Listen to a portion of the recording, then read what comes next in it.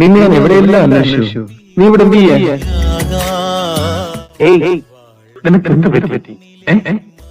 എത്രയോ ജന്മങ്ങൾക്ക് ശേഷമാണ് നമ്മളിങ്ങനെ പരസ്പരം കണ്ടുമുട്ടുന്നത്.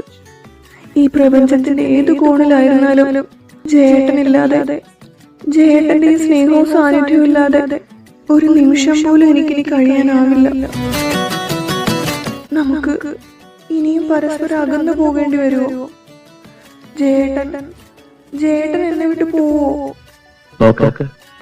ഞാൻ നിന്നെ മാനത്തോട് സ്നേഹിക്കും.